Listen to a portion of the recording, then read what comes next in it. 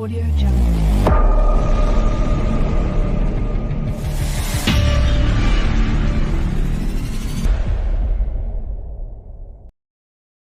Turut berduka cita atas tragedi yang terjadi di Stadion Kanjuruhan Malang pada tanggal 1 Oktober 2022. Di video kali ini kita akan menceritakan sedikit tentang bagaimana sebenarnya kronologi yang terjadi di Stadion Kanjuruhan Malang ketika laga antara Arema Malang melawan Persebaya. Simak video ini sampai selesai.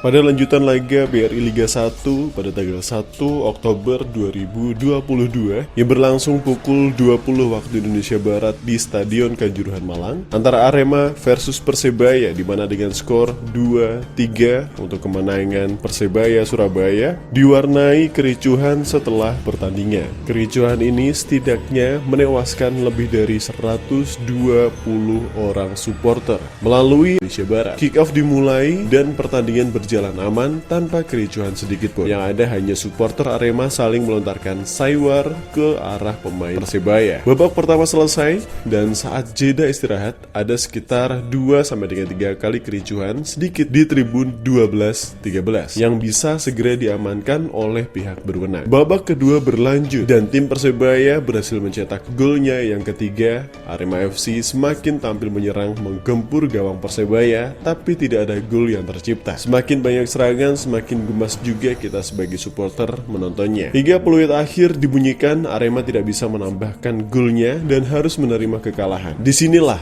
awal mula tragedi dimulai. Setelah peluit dibunyikan, para pemain Arema tertunduk lesu dan kecewa. Pelatih Arema dan manajer tim mendekati tribun timur dan menunjukkan gestur minta maaf ke supporter. Di sisi lain, ada satu orang supporter yang dari arah tribun selatan nekat masuk dan mendekati Sergio Silva dan Maringa. Terlihat sedang memberikan motivasi dan kritik kepada mereka. Kemudian ada lagi beberapa oknum yang ikut masuk dan meluapkan kekecewaan mereka kepada pemain Arema.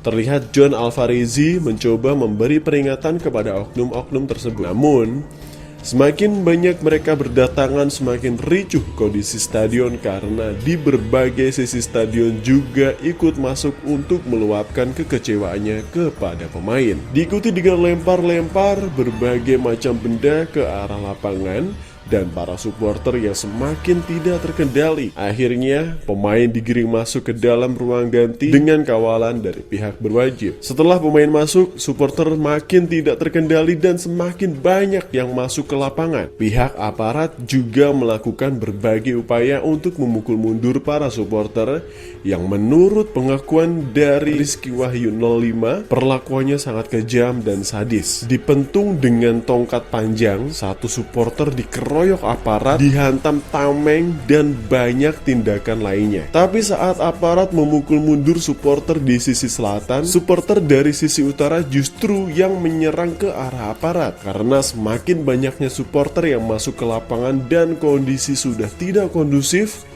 aparat akhirnya menembakkan beberapa kali gas air mata ke arah supporter yang ada di lapangan. Silih berganti supporter menyerang aparat dari sisi selatan dan utara, yang akhirnya selain hujan lemparan benda dari sisi tribun, di dalam lapangan juga terjadi aksi tembak-tembakan gas air mata ke arah supporter. Terhitung puluhan gas air mata sudah ditembakkan ke arah supporter. Di setiap sudut lapangan telah dikelilingi gas air mata. Ada juga yang langsung ditembakkan ke arah tribun penonton, yaitu di tribun 10. Para supporter yang panik karena gas air mata semakin ricuh di atas tribun. Mereka berlarian mencari pintu keluar, tapi sayangnya pintu keluar sudah penuh sesak karena supporter panik terkena gas air mata. Banyak ibu-ibu, wanita-wanita, orang tua, dan anak-anak kecil yang terlihat sesak gak berdaya, gak kuat ikut berjubel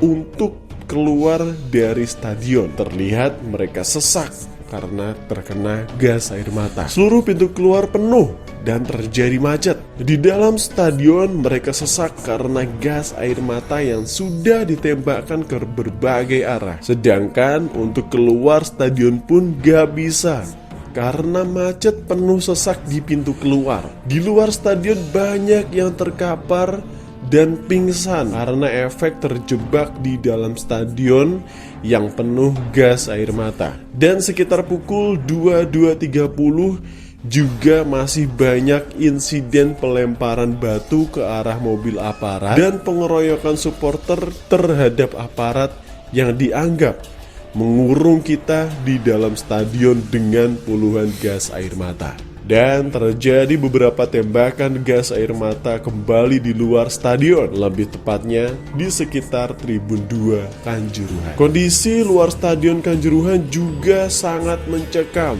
Banyak supporter yang lemas, bergelimpangan, teriakan dan tangisan wanita, supporter yang berlumuran darah, mobil hancur, kata-kata makian dan amarah, batu batako dan besi serta bambu berterbangan. Dan menurut pengakuan dari Reski Wahyu 05, selama dia menjadi supporter Arema, dikenalkan oleh orang tuanya sejak 2007 sampai dengan saat ini, 1 Oktober 2022 adalah titik terendahnya menjadi seorang supporter. Dan itu tadi yang juga kronologi yang disampaikan oleh akun dari @rizkiwahyu_05. Dan bersama-sama kita doakan semoga semua korban, baik itu dari aparat, kepolisian, ataupun juga dari supporter, diberikan tempat yang mulia di sisi Tuhan.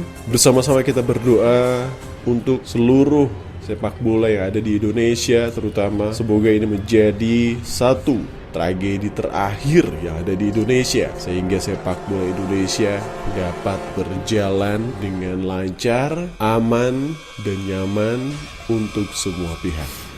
Salam Bull Kaisers.